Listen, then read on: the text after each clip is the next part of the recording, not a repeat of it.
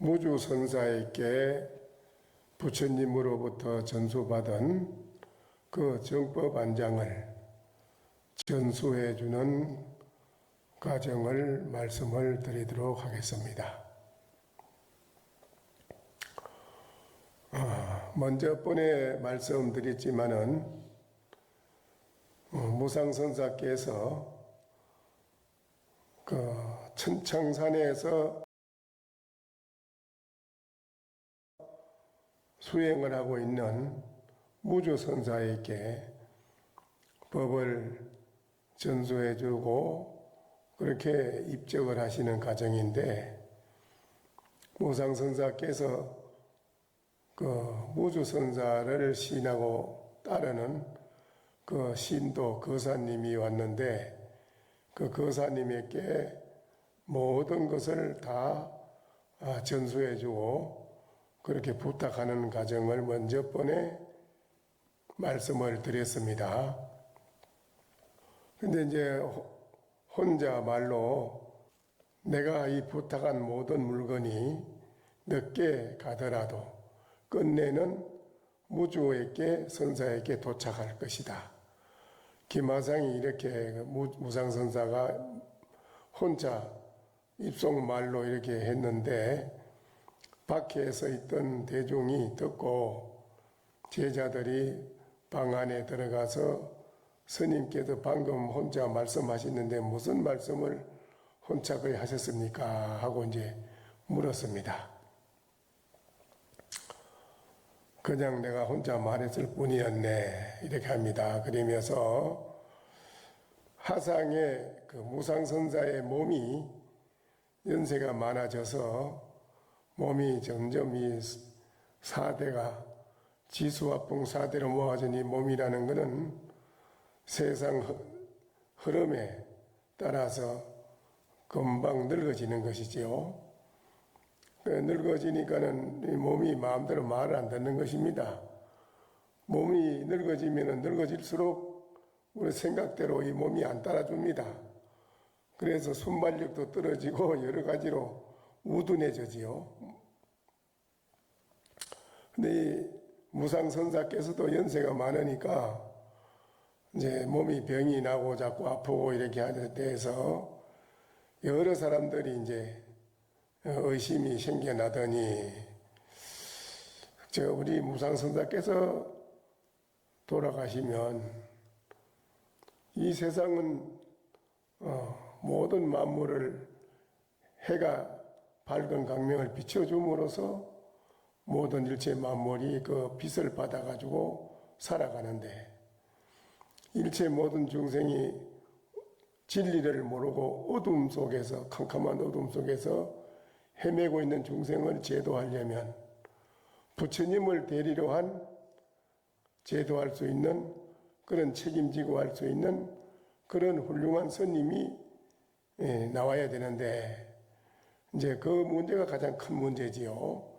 그런 스님이 부처님을 대리로 할 수 있는, 활동할 수 있는 그런 모든 인격을 갖추는 스님이 나와야 되는데, 무상선사가 그 점을 고민을 하는 것입니다. 또 그 대중들도, 1000명이나 되는 대중들도 그걸 고민을 하는 것이지요. 스님께서 이렇게 편찮으신데 뒤에 후사를 누가 있는 훌륭한 분이 있나 없나, 저분이 만약 돌아간다면 우리가 누구한테 법을 묻고 배우나, 가야 할 길을 묻는데 도를 알려면 길을 알아야지. 우리들은 길을 모르는데 도를 깨달은 분이라야 우리들을 길을 안내해주고 가르쳐줄 수 있는데, 저분이 돌아가시면 누가 우리를 길을 안내해줄 만한 스승이 나오겠나. 이 점이 가장 궁금한 겁니다, 대중들도. 그래서 이제 많은 대중들이 의심이 생겨나서 바로 무상선사방에 들어가서 물었습니다. 미로 부처님으로부터서 33조사가 쭉 부처님의 진리의 법을, 진리의 등불을 전해 받아왔는데, 스님께서는 누구에게 이 진리를 정법 안장을 누구에게 전해주시려고 하십니까? 하고 이제 묻는 것이죠. 이로부터 이어받아 전해주실 신표의 가사는 어디에 있습니까?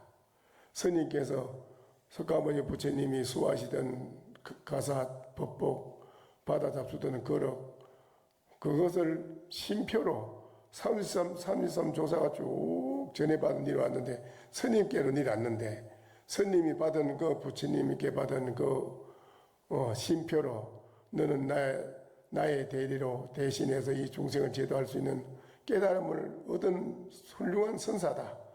이렇게 인가를 받았지 않았습니까?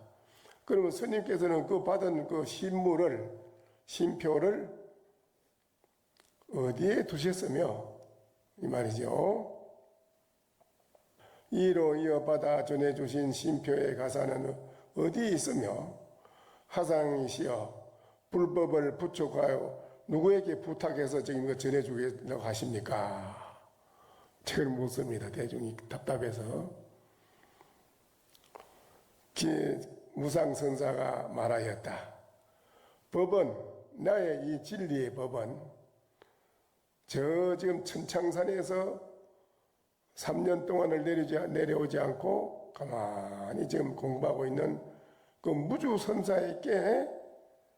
무주선사의 자리로 갔고, 전해져 갔고, 나의 이 진리를 전해받은 신표로 받은 부처님의 법복과 이 바로 거럭은 저 나무 끝에 걸렸다. 나무 끝에 걸렸는데 아무도 얻지 못하는구나. 기마상이 무상선사가 이렇게 사람들에게 말하였다.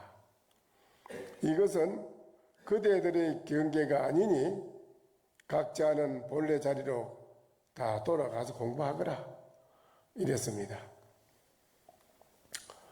그러니까는 속세에서도 여러분이 사시면서 자기의 조상으로부터 전해 내려온 본인 자신이 가문의 모든 일체를 내려온 모든 문제를 훌륭한 아들이 나오면 그 아들에게 전수를 해주지 않습니까?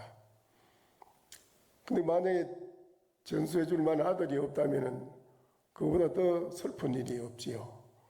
그래서 세간이나 출세간이나 법을 전수해 주는 것, 속세에서는 속세의 법을 자손에게 전해주는 것, 이것이 이제 가장 중요한 큰 대사지요. 큰 일이지요.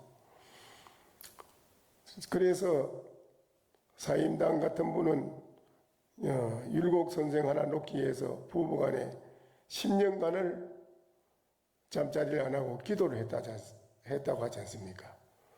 자식 하나를 훌륭한 자식을 놓으면 가문도 훌륭한 가문이 되고 나라에도 큰 이익을 보는, 이것이 이제 가장 중요한 문제라서 옛날에는 자식을 놓으려면 3일 전부터 한 달 전부터 얼음을 깨고 목욕을 하고 기도를 하고 그래 절에 가서 부처님에게 기도해가지고 그렇게 놓지 않습니까? 그렇게 과거에 훌륭한 분들이 다 보면 기도해서 그래 놨다고 하지요. 그와 같이 우리가 밑에 후대 자손이 훌륭한 분이 나와야 나라도 번창하니까요. 그게 가장 중요한 문제인데 요사이는 자식 놓는 걸 그래 기도를 안 하더라고 보니까 그냥 기도를 안 하고 그냥 잠자고 누우면 되는 줄 알고 그렇게 놓더라고요. 그러니까는 큰 인물이 잘 안 나옵니다. 그래서 요사이 있는 사람들이 세상이나 절집안이나 보면 눈 닦고 봐도 훌륭한 인물이 없네. 사람들마다 다 그럽니다, 지금은. 그래서 여기에도 무상선사는 본인이 전수받은 그 부족받은 법을 전수해 주려고 무척 노력을 했는데 그 마지막에 산에서 공부하고 있는 분에게 대리로 밑에 있는 거사가 왔는데 부탁을 해가지고 나의 이 가사와 바루를 꼭 그리 전해줘라. 무주한테 전해줘라. 그리고 이제 3년 있었으니까 앞으로 3년을 5년을 더 있다가 세상에 나오라.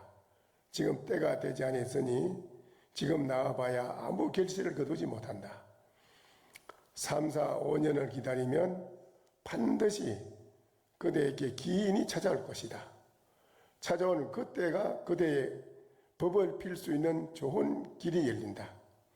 그때까지 나오지 말아라고 그 부탁을 하고 무상선자가 무주선자에게 그 부탁을 합니다.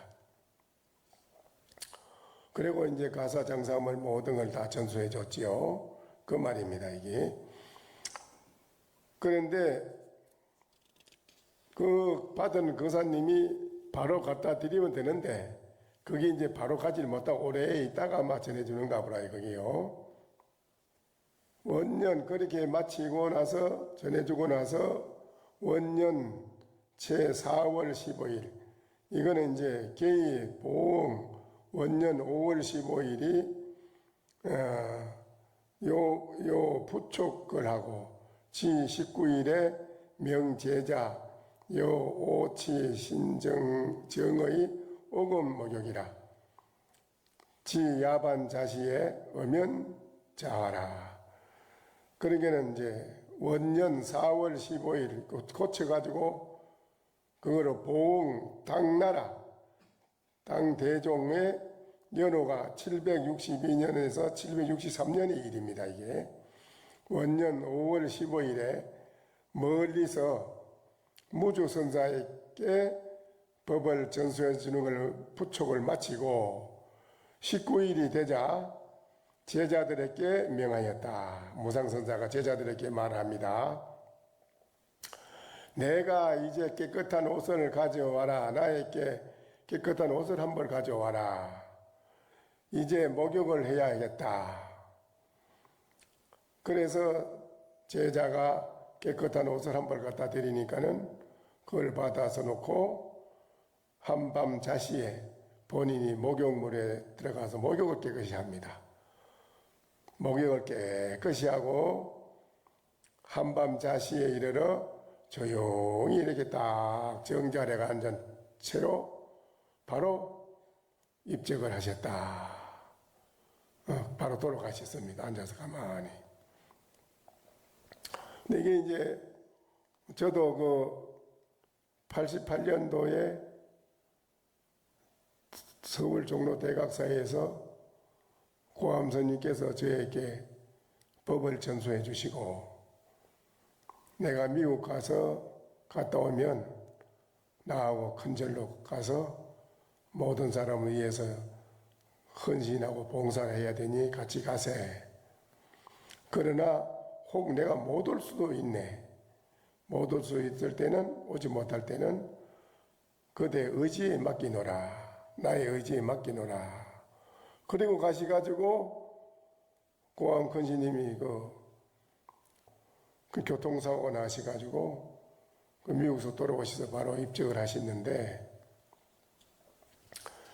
이 법이라고 하는 이 전수가 우리가 만약 이런 법이 없다면 누구나가 자기 혼자서 나 깨달았다 하면 나와도 나 도인이다 이름이 말하면 그 사람이 깨닫지도 못한 사람이 깨달았다고 한다면 여기 세상에 혼란이 오고 모든 것이 바른 정도의 길은 암흑 속으로 묻히고 마는 것입니다.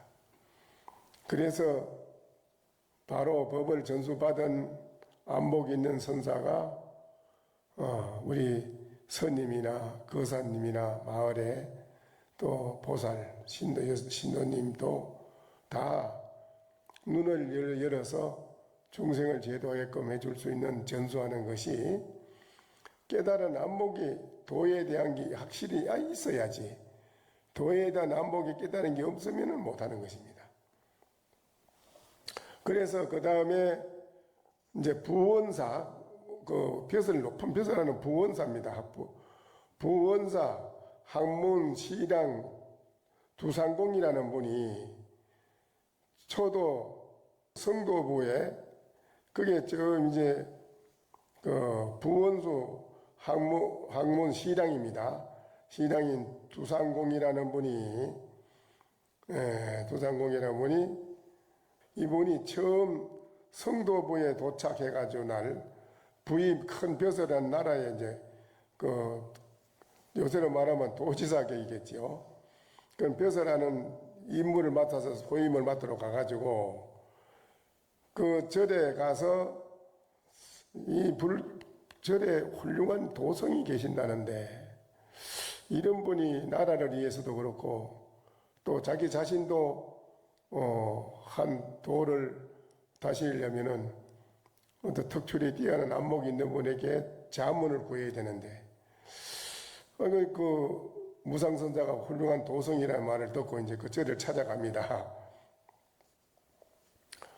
도착하는 날 기마상이 돌아가셨다는 그 불가사의한 그 큰 도를 갖춘 그런 훌륭한 분이라는 걸 알고 갔는데 찾아가니 하상이 이미 돌아가셨다고 하더라. 그 절에 있는 선생님들이 아이고 돌아가셨는데요. 이제 그러니까 그래 마땅히 뒤를 그러면 그분이 돌아가신다면은 분명히 그 밑에 훌륭한 제자가 있을 텐데 그 제자를 제가 만나서 좀 여러 가지로 자문을 얻어볼까 하는데 그러면 그분 제자가 누가 있습니까? 이제 그걸 묻는 것이지요. 마땅히 뒤를 이은 제자가 있을 것이라 생각했다. 드디어 정중사 절을 가고 또 형산에 영국사라는 절을 찾아갔습니다. 그래가지고 모든 걸 살피보고 기마상이 살아 생전에 그분의 행적, 이분이 살아는 행적에 대한 것을 이제 알고 싶고 그분이 또 누구에게 전수해준 훌륭한 제자가 있는가 그거를 가장 궁금히 여기가지고 찾아가는 것이죠.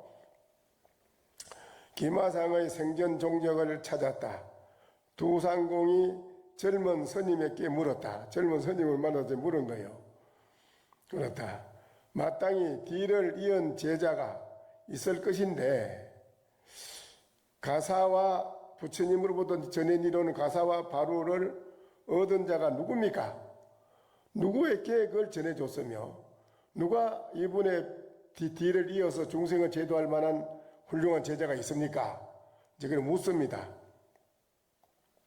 젊은 성녀가 두상공에게 대답을 하였다.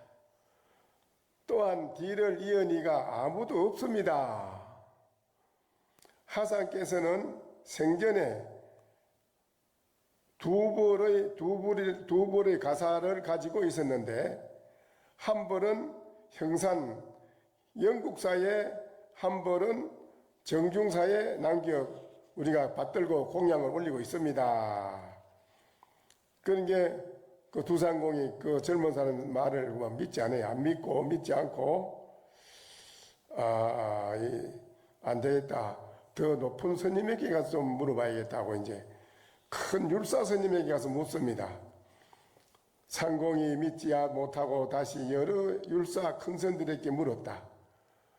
나 자신을 말해 나는 오래전부터 무상선사가 이분이 이제 경주 김씨 신라에서 갔으니까 이분이 신라에서 당나라 가가지고 중국 천하에서 채우고 가는 스님이 됐으니까 이분이 그러니까는 이분이 이제 오래전부터 무상선사 기마상이 선지식이라는 훌륭한 선지식이라는 것과 이때로부터 위로부터 전해 이어져 오는 선사에게 서로 전수하고 법을 의발을 부축해 왔다고 들었습니다. 김하상께서 이미 돌아가셨다면 뒤를 이은 제자는 어디에 있습니까? 이제 좀 젊은 스님한테 물어보니까 젊은 스님이 대답하는 건 그건 신찮고 하니까는 높은 이제 좀 율사 스님한테 가서 물었습니다. 물으니까 그 율사 스님이 또 두산공에게 대답하였다. 김선사는 무상선사는 외국 사람이라, 이 우리나라 중국 본토 사람이 아니고 저 변방 신라 사람이라 이 소리요. 사람이고 또한 불법도 없습니다. 그분에게는 없습니다. 생전에는 설법이라고 말할 것도 없고 또 말도 제대로 이 중국말을 못합니다. 말할 줄은 몰라요. 모릅니다. 생전에 비록 좋기 공양과 보시는 많이 해서 복은 있습니다. 그분이 복은 지은 것 같습니다. 단지 공연하게 복덕만 있었습니다. 그러하니 제자를 또한 불법을 지킬 만한 제자를 둘 리가 있겠습니까? 그래 말합니다. 이게 다르지 뭐. 이 세상이라는 게 전부 다 질투 아닙니까? 모두가 남 잘 되는 꼴 보기 싫어하고 사촌이 땅 사면 배 아프다는 게 언제부터 생깁니까? 그게 사촌이 땅 사면 배 아픈, 배가 안 아프고 기뻐서 배가 아픈 것도 배 아픈 게 나서야 되는데 사촌이 땅 샀다 가면 사촌이 땅 샀다 가면 배가 아프다는 게 왜 그러냐 이게요. 옆에 동료가 친구들이 동료가 잘 됐다가 뭐 그냥 나도 잘 된 것이 똑같이 기쁘고 힘이 나야 할 텐데 옆에 사람 잘 된다고 하면 그게 보기 싫은 거예요, 속으로는. 그놈 저놈 어떻게든 망쳐야 되겠다 이런 생각하는 질투가 있잖아요. 여도 지금 그런 경이요. 그러니까 두산공이 그 말을 듣고 이 말은 높은 관찰력으로 가만히 그 말을 듣고 생각해 봅니다. 듣고 이미 모든 것이 하하 이 사람들이 스님이 이번에 스님들도 질투가 많구나 속으로 딱 생각해 질투가 많구나 이런 대단한 질투가 있어 하는 말들임을 알아차리고 바로 뒤돌아서 집으로 갑니다고 막 이분이 두산공에는 이분이 집으로 와서는 측근인 공복관이라는 문사 취급하는 관리인데 높은 벼슬하는 밑에 사람 마량과 강연 등에게 불러가지고 묻습니다.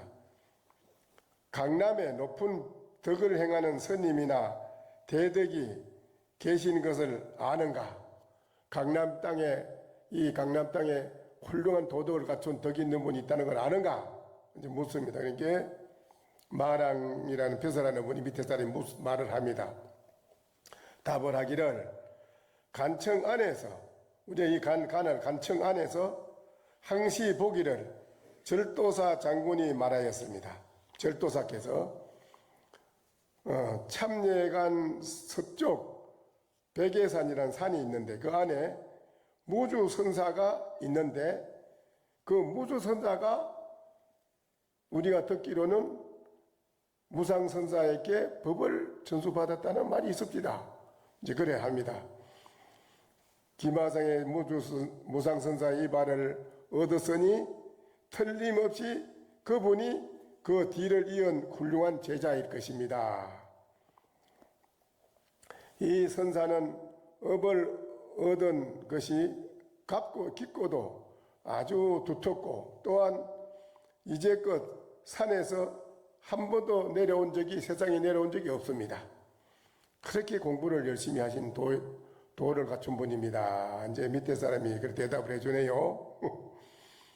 그러니까는 상공은 이야기를 듣고는 마랑등에게 말하였다. 나 두상홍점은 오래전부터 무상선사 기마상이 바로 선지식이라는 것을 들었기에 어제 형산 영국사와 정중사에 갔다가 기마상을 가까이에서 모신 제자들에게 물었다. 모두가 말하기를 뒤를 이은 제자니 제자나 이발을 얻은 것이 없다고 하였다. 또 율사에게 물었더니 전부 헐뜯는 말만 하더라. 헐뜯는 좋지 못한 비방만 그 스님의 무상선사에 대한 좋은 말은 안 하고 헐뜯는 말만 늘어놓았다. 이거를 근거로 연유를 살펴보면 백예산이라는 산에 지금 무주선사가 세상에 내려오지 않고 공부하고 있다는데 그 선사는 틀림없이 도인일 것이다. 이제 두산공이 그런 말을 합니다. 간청에 모인 그 날에 여러 장수들에게 물었다. 장수들, 모든 장수 그 장군들을 모아놓고 여기 가날 내에 아는 어느 고성 대덕이 계신가 또 묻습니다. 그러니까 절도 부사인 우망선이 또 이영웅이라는 기성왕, 동가해, 장홍 등 많은 분이 어모, 장여장, 이런 분, 장여강, 장긴, 이란, 전적 등 이런 분들이 많은 장수들이 상공에게 말하였다. 예, 저희들이 알기로는 저 밑에 서민들은 잘 모르지만 우리는 높은 자리에 있다 보니까 이래 소식을 들은 바가 있는데 저 백예산이라는 산이 있는데 그 산 가운데 무주선사라는 선사가 계십니다. 그 무상선사 기마상이 가지고 있던 부처님으로 받은 이런 의발과 옷과 바루를 그 선사에게 자리에 전해준 걸로 알고 있습니다. 참 불가사의합니다. 이거는 상공이 우망선에게 물었다. 그대들이 어찌 알고 있는가? 그럼 어찌 알고 그런 말하는가? 그러니까 저 우망선은 고대부로부터 자기 위에 고대부로부터 석비 영사로 임명받았기에 도량과는 아주 멀지 않아서 그 무주선사는 산하고는 멀지 않아 여러 차례 인사를 드렸기에 불가사의함을 알고 있습니다. 그분이 아주 참 불가사의한 분입니다. 그 상공이 다시 물었다. 마침 의발이 거기에 있다고 말했는데 누가 실제로 확인해 보았는가? 그러면 그 의발이 진짜로 그 무상선사가 무주선사 백예산에 있는 무주선사에게 전해줬다면 누가 그건 확인했느냐? 확인한 사람이 있느냐? 이제 따지고 묻습니다. 그러니까는 그 진적이 당황해가지고 상공에게 대꾸하였다.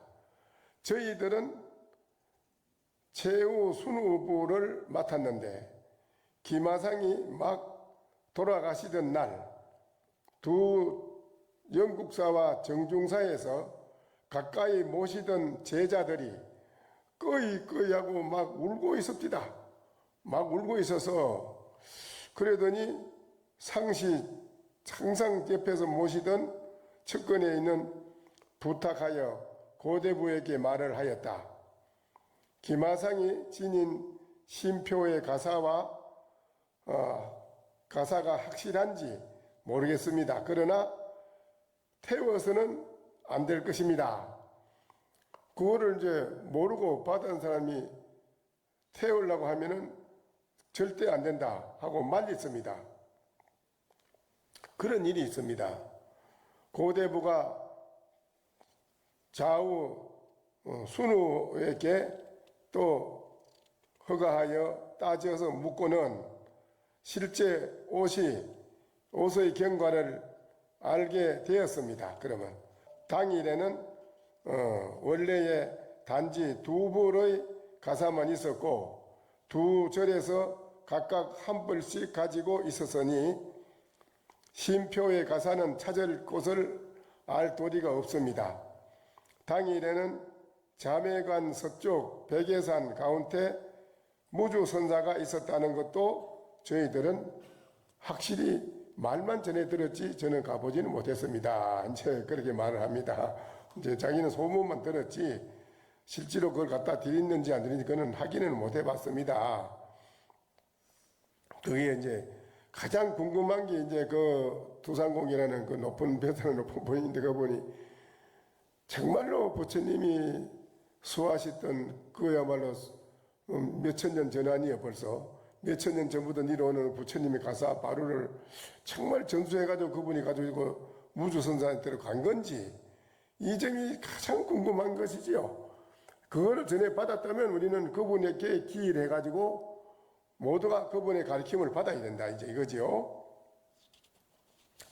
그래서 이제 무주선자가 정말 있는 것도 저희들은 몰랐습니다. 그러니 한번 잘 관찰해 보시지요.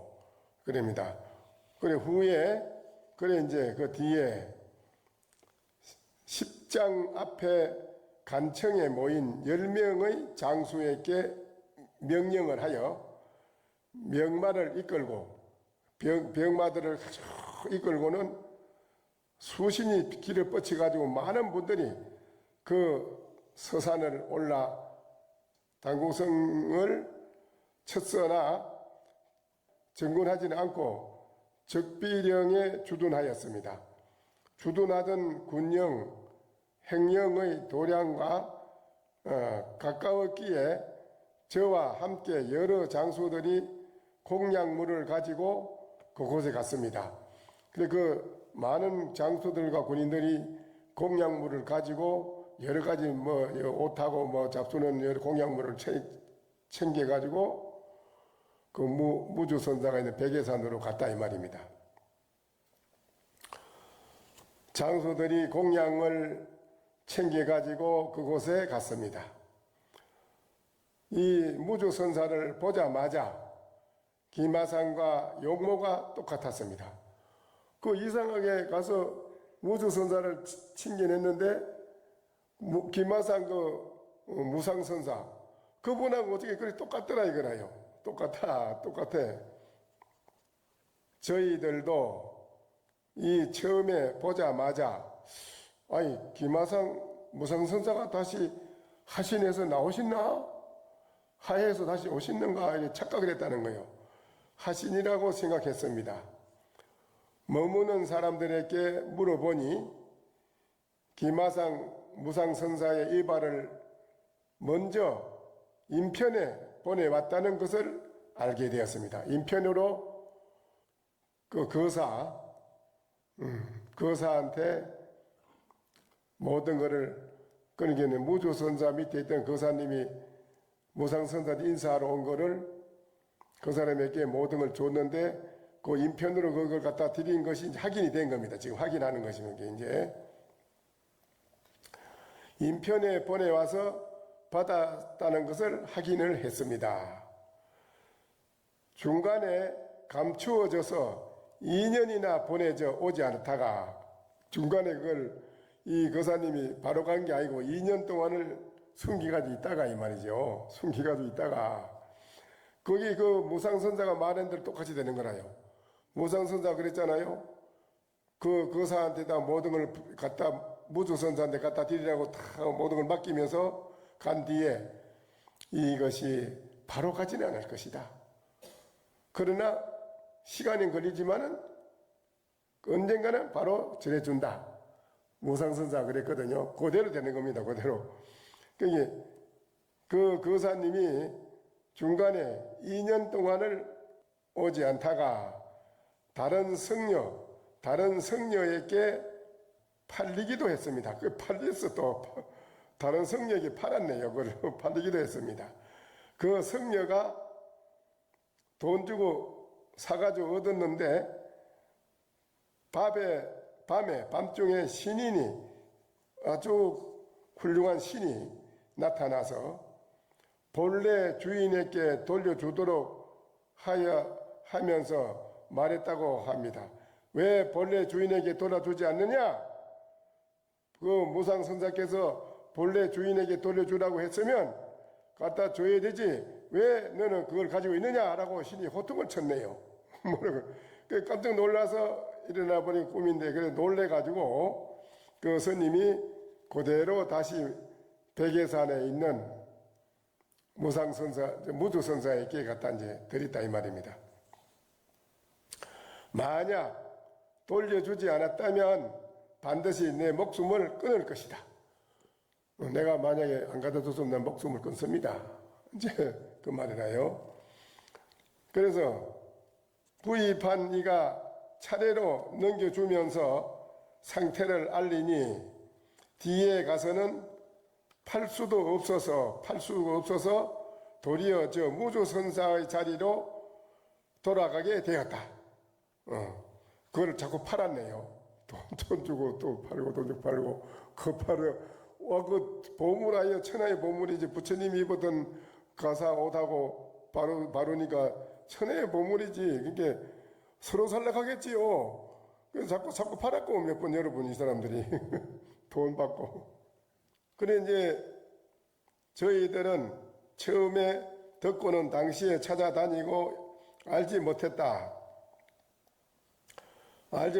가사의 자리가 지금 저 자리에 있었던 것입니다. 바로 절을 드리겠다고 청하자.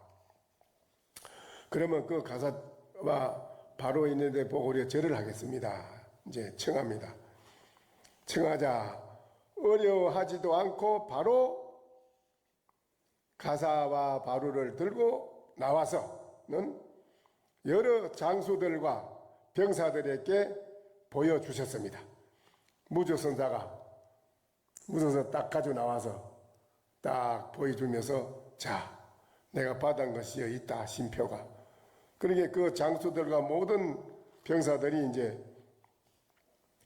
다 그 가사장삼에 보고 절을 합니다. 주셨습니다. 이런 연유로 그 자리에 실제로 있다는 것을 그때 비로소 두상공과 모든 장수들이 확인을 하고 알았게 됐다. 근데 이제 무주선자가 이렇게 해서 어렵게 참 무상선사에게 전법을 받았다는 것이 이제 확인이 된 것입니다. 이 세상은 우리가 살아가는데 어떻게 사는 것도 누구든지 이 생명 하나 사는 거야 뭐 이렇게 저렇게 사는 것도 일생 사는 거지만은, 그러나 우리가 이 사바세계에 태어난 우리는 그냥 이 세상에 온 게 아니고 반드시 나의 이 존재가 하늘 땅을 덮고도 남을 만한 절대적인 부처의 존재라는 것을 확인할 수 있다는, 확인을 하고 가라 이거예요. 부처님도 깨닫고 나서 하신 말씀이에요. 나만 이 절대자의 부처가 되는 게 아니라 일체 모든 만물이 다 절대자가 될 수 있는 부처의 그 씨앗을 다 가지고 있구나. 불성을 가지고 있구나. 부처님이 이거를 중생들에게 가르쳐 준 거 아닙니까? 이 사바세계에 태어난 우리들은 그냥 여기 온 게 아니라 그냥 이 세상에 뭐 여기 와서 우리가 살고 가는 게 다 허망한 건데, 가장 우리가 세상에 영원히 절대적인 보물로 남을 수 있는 것은 여러분이 자신의 마음 부처를 바로 깨달아 알고 가는 것이 이 세상에 우리가 와서 살고 가는 반드시 해야 할 임무입니다. 그래서 부처의 마음자리를 알고 살아가는 사람은, 그런 사람은 이 세상 살아가는데도 모든 일을 맡아도 대통령을 하든 장관을 하든 국회의원을 하든 뭐 가장이 되든 또 어머니가 되든 간에 자기 맡은 모든 생활 속에서 모든 사람과 더불어서 절대 격이 되지 않는 하나가 되는 사회, 함께 공유하는 사회, 그런 큰 대성적인 그런 마음의 세계로 향기롭고 복된 사회를 함께 갈 수 있는 절대적인 하나의 차원으로 발돋움하는 것, 그런 마음으로 살아가기 때문에 대통령을 해도 들어갈 때 가방 하나면 나올 때 가방 하나지, 가방 2개가 나오는 일이 없다 이거예요. 그런 사람은. 또 그런 사람이 기업주가 되면 모든 사람과 더불어 함께 나누는 기업주가 되지, 혼자 절대적인 군림하는 기업주가 되지는 않습니다. 이게 부처의 마음자리는 그래요. 우리는 그런 마음을 다 가지고 있다 이거예요. 이거를 깨달은 분이 누구냐? 깨달은 그 사람이 모든 사람들 그걸 가르쳐 준다 이겁니다. 그리고 오늘 이 자리에 계신 여러분도 그걸 깊이 되새기고 자기 자신의 마음 부처자리를 바로 알고 살아갈 수 있도록 노력을 하셔야 됩니다. 아시겠지요? 예, 그렇게 합시다.